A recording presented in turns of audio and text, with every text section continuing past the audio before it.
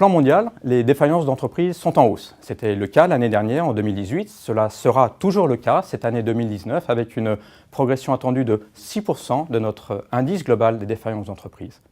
Cette perspective reflète principalement le scénario de ralentissement de l'économie mondiale. Rapidement, le rythme de croissance de l'économie va être insuffisant pour un nombre grandissant d'entreprises dans un nombre croissant de pays au regard de leurs coûts de production, de leurs coûts de financement et de leurs nombreux défis structurels. Dans ce contexte, l'Europe de l'Ouest est le cas emblématique de cette remontée des défaillances d'entreprises. L'année dernière déjà, le Royaume-Uni, la Suisse et les pays nordiques dans leur ensemble avaient déjà enregistré une augmentation des défaillances. Cette année 2019, nous attendons une hausse d'environ 2% des défaillances d'entreprises, à la fois en France, en Italie et en Espagne. En même temps, l'Allemagne et les Pays-Bas vont de leur côté enregistrer la fin du mouvement de baisse des défaillances d'entreprises entamé il y a plusieurs années.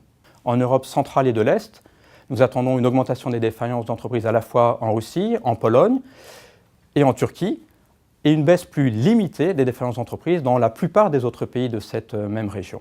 L'envolée des défaillances d'entreprises en Asie devrait se poursuivre avec une hausse de 15% encore cette année 2019. Cette hausse viendra principalement, encore une fois, de l'envolée des défaillances d'entreprises en Chine, du fait du nettoyage des entreprises zombies et des ajustements en cours de l'économie chinoise. La principale exception sera l'Amérique latine, avec la baisse attendue de 6% des défaillances d'entreprises au Brésil cette année 2019.